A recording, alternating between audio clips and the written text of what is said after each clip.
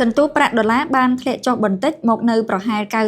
98.8 កាលពីថ្ងៃច័ន្ទដោយកាត់បន្ថយការកើនឡើងកាលពីសប្តាហ៍មុនខណៈដែលអ្នកវិនិយោគមើលឃើញការវិវត្តសម្រាប់សប្តាហ៍ដ៏សំខាន់ដែលបង្ហាញពីកិច្ចប្រជុំដែលរំពឹងទុកយ៉ាងខ្លាំងរវាងលោកប្រធានាធិបតី Donald Trump និងប្រធានាធិបតី Xi Jinping និងការសម្រេចចិត្តលើអត្រាការប្រាក់របស់ធនាគារកណ្ដាល Fed ដែលត្រូវបានឃ្លាំមើលយ៉ាងដិតដល់ទីផ្សារមានក្តីសង្ឃឹមសម្រាប់ការចរចាជោគជ័យលើពាណិជ្ជកម្មនៅឯកិច្ចប្រជុំរវាងលោក Trump និងលោកប្រធានាធិបតី Xi Jinping នៅថ្ងៃប្រហ័សនេះបន្ទាប់ពីការពិភាក្សាចុងសប្តាហ៍ប្រកបដោយផលិតភាពរវាងក្រុមមន្ត្រីដែលបានមកចរចាជាមុនរវាងអាមេរិកនិងចិនដែលត្រូវបានគេរាយការណ៍ថាបានឈានដល់ការឯកភាពគ្នាលើបញ្ហាសំខាន់ៗរួមមានការគ្រប់គ្រងការនាំចេញ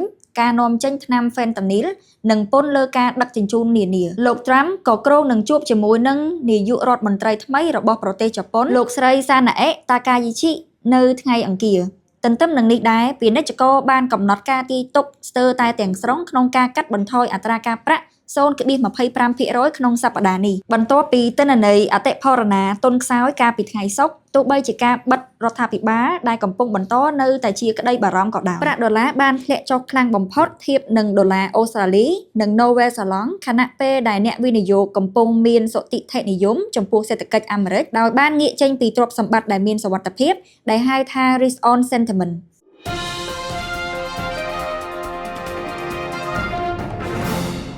តម្លៃមាសបានធ្លាក់ចុះក្រោម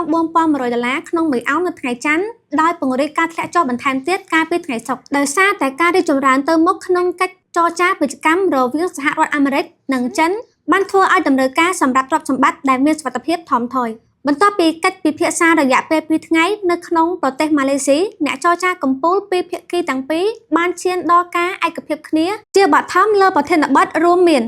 ការត្រួតពិនិត្យការនាំចេញការជួញដូរថ្នាំ Fentanyl ពាណិជ្ជកម្មកសិកម្មនិងពន្ធលើការដឹកជញ្ជូននានានេះជាដំណាក់កាលសម្រាប់ប្រធានាធិបតីលោក Donald Trump និងលោក Xi Jinping ដើម្បីបញ្ចប់កិច្ចព្រមព្រៀងនៅពេលពួកគាត់ជួបគ្នានៅកូរ៉េខាងត្បូងនៅចុងសប្តាហ៍នេះទន្ទឹមនឹងនេះដែរទីផ្សារក៏ផ្ដោតលើការសម្រេចចិត្តសំខាន់ៗរបស់ធនាគារកណ្ដាលនៅសប្តាហ៍នេះដោយធនាគារកណ្ដាលរំពឹងយ៉ាងទូលំទូលាយថានឹងកាត់បន្ថយអត្រាការប្រាក់ចំនួន